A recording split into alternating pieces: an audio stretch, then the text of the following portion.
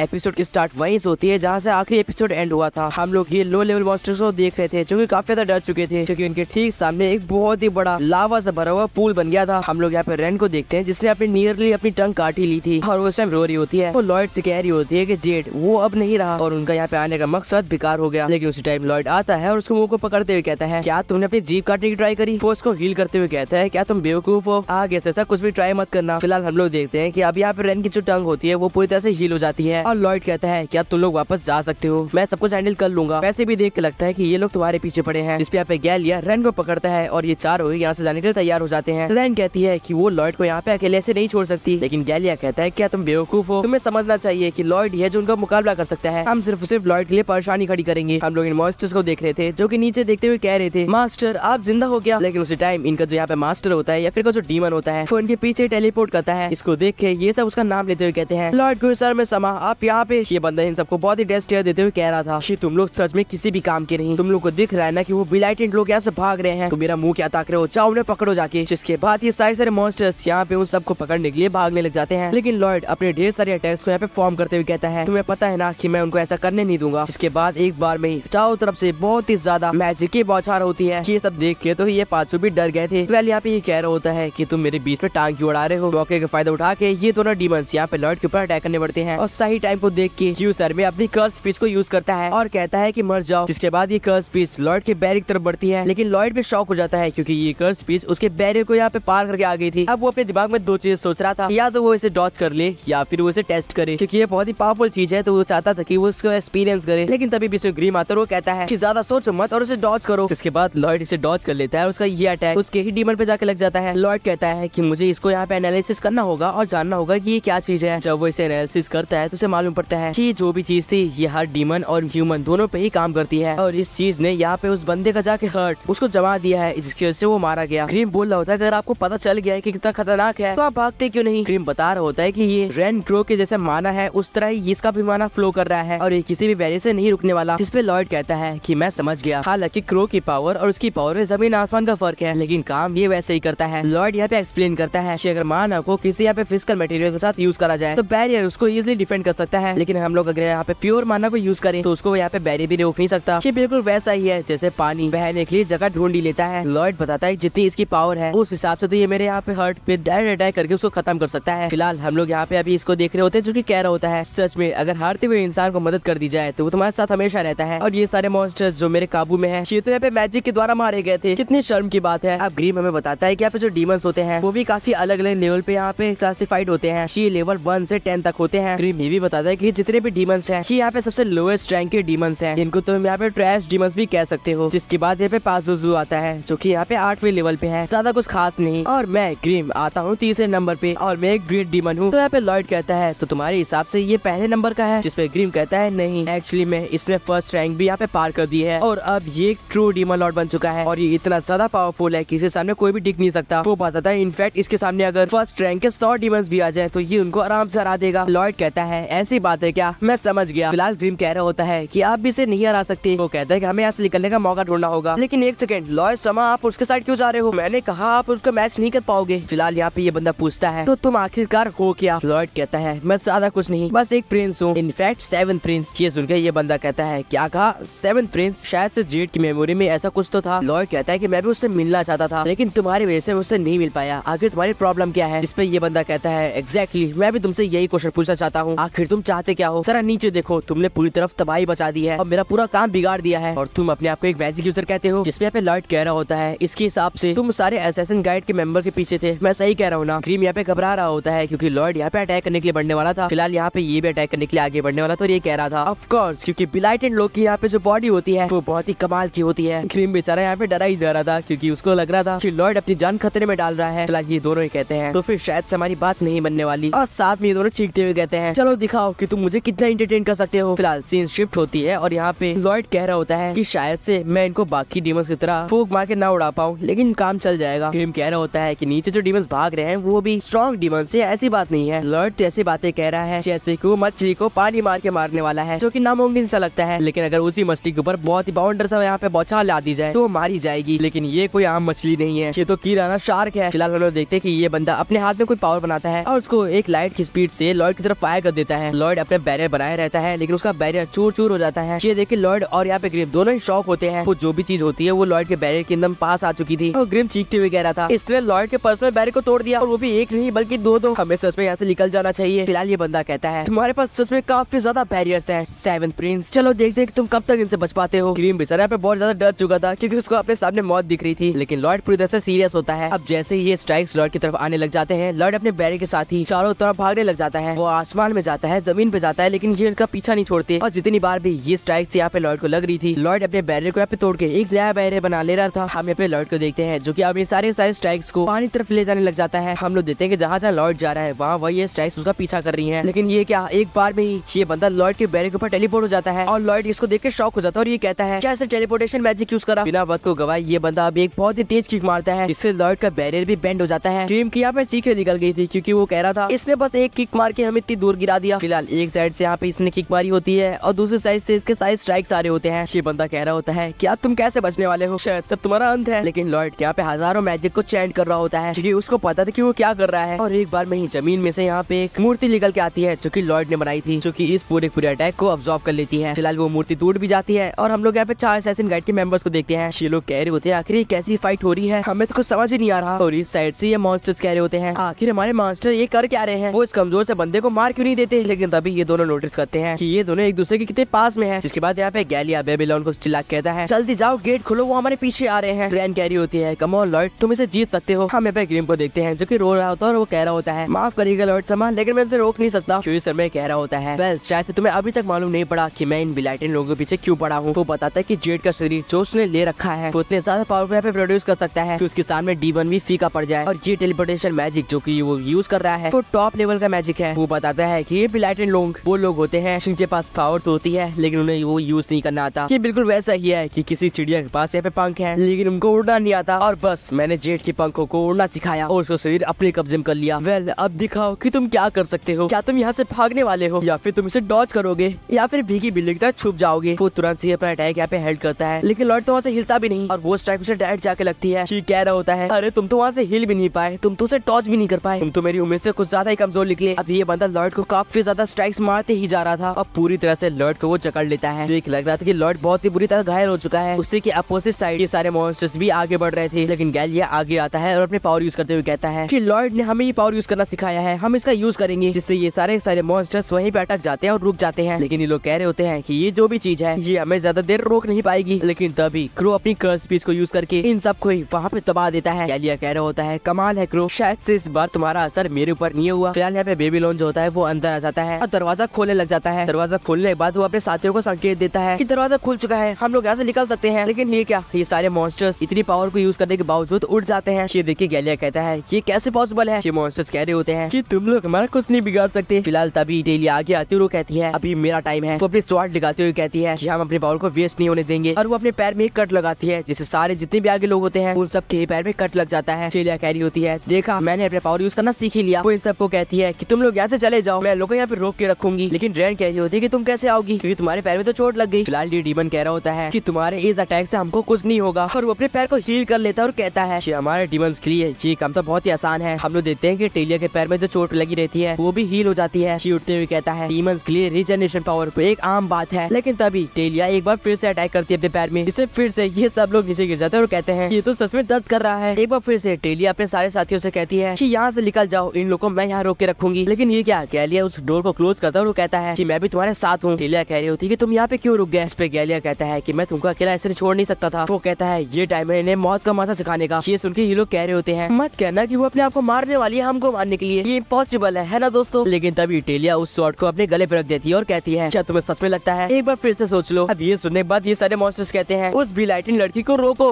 नहीं तो हम सब मारे जाएंगे। लेकिन तभी यहाँ पे गैलिया आता है और अपने वेब से उन सबको फंसा लेता है। टेलिया बता रही होती है कि ना जाने जेड ने कितनी बार अपने आप को सेक्रीफाइस करने की ट्राई करी तो फिर ये तो एक आम बात होगी। लेकिन रैन पीछे देख रही होती है, वो कह रही होती है कि आखिर तुम करना क्या चाहती हो। टेलिया चिल्ला चिल्ला के कह रही होती है कि ना जाने जेड ने कितनी बार अपने आप को ही मारने की कोशिश करी और वो भी हम सब के लिए। रैन यहाँ पे रो रही होती है और वो कह रही होती है कि ऐसा मत करो, फाइनली हम लोग अपनी पावर को यूज करना सीख गए हैं तो फिर क्यों। लेकिन हम लोग देखते हैं कि टेलिया अपने गर्दन को काटने वाली होती है और ये सारे मॉन्स्टर्स भी डर चुके थे। टेलिया कहती है कि हम सबकी किस्मत बहुत ही खराब है, हम लोग बिलाइटेड लोग हैं, हम अपनी पावर को कंट्रोल नहीं कर सकते। लेकिन पता है क्या, हम सब एक दूसरे के लिए खड़े रहते हैं हमेशा। रैन ये सब सुन रही थी और वो कहती है कि प्लीज ऐसा मत करो, जेड लॉयड होता तो वो ऐसा कभी भी नहीं चाहता, लेकिन हम लोग एक आवाज सुनते हैं जिससे यहाँ पे टेले के बाल भी कट जाते हैं। फिलहाल हम इस बंदे को देखते हैं जो कि कह रहा होता है, मुझे तुमसे और भी ज्यादा उम्मीद थी सेवन प्रिंस, लेकिन तुम तो मारे गए, तुमने तो बचने की कोशिश भी नहीं करी और तुम देखो कितनी बुरी बहुत मरे हो। वो कहता है फिलहाल अब मैं तुम सारे कीड़ों को दिखाता हूँ कि तुम्हें मरने या फिर जीने का कोई भी हक नहीं। लेकिन तभी वो नोटिस करता है कि लॉयड की जो बॉडी होती है वो पत्थर में यहाँ पे बदल जाती है। ये बंदा कुछ भी सोच या फिर समझ पाता उससे पहले ही क्रीम उसके बगल में आता है और अपने मुंह से एक स्वॉर्ड निकालता है और लॉयड एक स्ट्राइक करता है। ये स्ट्राइक डायरेक्ट डीमन को लगती, लेकिन ये बंदा एक बार में टेलीपोर्ट कर लेता है और बच जाता है। ये कह रहा होता है तुमने मिट्टी का पुतला बनाया था, काफी बढ़िया है, तारीफ के काबिल है, और देखो तो अब तो तुम्हारे पास एक स्वॉर्ड भी है। मेरे ख्याल से असली खेल तो अब शुरू होने वाला है। ये दोनों एक दूसरे के आमने सामने होते हैं और अपनी फाइट शुरू करने वाले होते हैं, लेकिन तभी लॉयड कहता है क्या हम इसे कहीं और कर सकते हैं। ये सुन के ये बंदा भी उदास हो जाता है और कहता है तुमने सही कहा। हम लोग देखते हैं कि क्रो और रैन के ऊपर से यहाँ पे आग की बरसात हो रही होती है। शेलिया और गैलिया बहुत ही मुश्किल से बचते हैं और सारे डीमंस यहाँ पे जल जाते हैं। ये दोनों ही डर के कह रहे होते हैं आखिर ये क्या था, ये कहाँ से आया, और तभी इनके पीछे की जो दीवार होती है वो टूट जाती है और वहाँ से एल्बर्ट निकलते हुए आता है जिसने यहाँ पे स्वॉर्ड भी रखी होती है। हम लोग देखते हैं कि यहाँ पे सब लोग जमा हो चुके थे लॉर्ड को बचाने के लिए। इसको देख के रैन कह रही होती है ये तो सेकंड प्रिंस है एल्बर्ट, वो लोग यहाँ पे लॉर्ड को बचाने के लिए आए हैं। एल्बर्ट यहाँ पे सारे सोल्जर से कह रहा होता है कि हमें यहाँ पे लॉर्ड को उन लोगों से बचाना है, चलो आगे बढ़ो। और गाइस यहीं पे ये एपिसोड एंड हो जाता है। आप लोगों को ये एपिसोड कैसा लगा कमेंट्स में बताना एंड सब्सक्राइब कर दो इसका अगला एपिसोड देखने के लिए। बाकी मैं मिलता हूँ आपसे किसी और नेक्स्ट अमेजिंग वीडियो में। Till then good bye.